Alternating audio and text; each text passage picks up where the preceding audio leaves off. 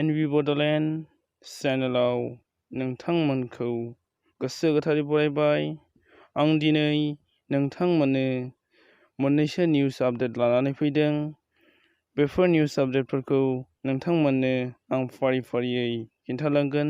भिडिअखौल' नोंथांमोना जोबजासिम नाय आरो भिडिअखौ नायनानै मोजां मोनोब्ला लाइक खालाम, लोगोफोरनो शेयार खालाम आरो लोगोसेनो नोंथाङा जुदि आंनि नैबे एनबि बड'लेण्ड इउटुब चेनेलाव गोदानब्ला चेनेलखौ साबस्क्राइब खालाम, लोगोसे बेल आइकनखौ प्रेस खालामनो दाबाव। थुदो जों भिडिअखौ जागायदोनि। दिनै 22 आगस्ट 2020 सनिबार सेटारडे।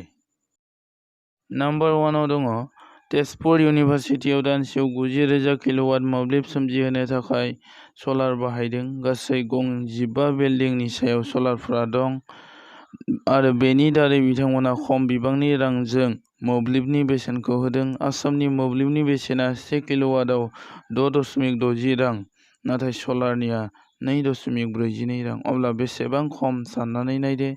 जोंबो सलार बाहायनायानो मोजां जासिगोन।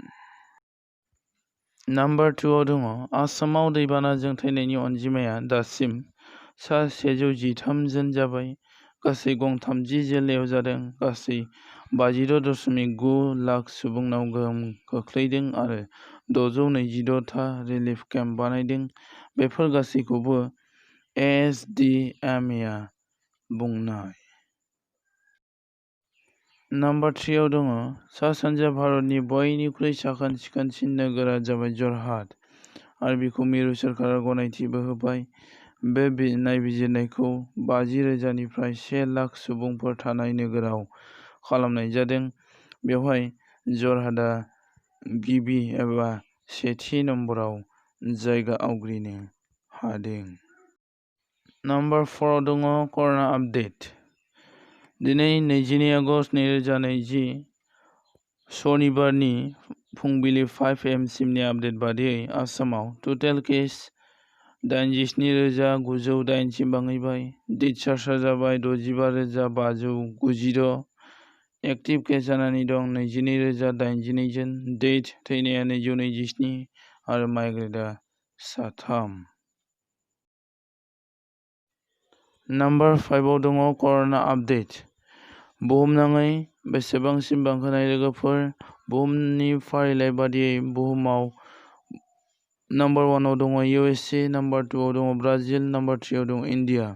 फै जों इन्डियानिखौ नायदिनि। दिनै 22 आगस्ट 2020 सनिबारनि फुंबिलि 5 AM सिमनि आपडेट बादियै इन्डियानि टटेल केसआ जाहैबाय 29,73,368। गोदानै केस मोनदों 69,039। टटेल डेथ थैनाया 55,928। गोदानै थैदों 953।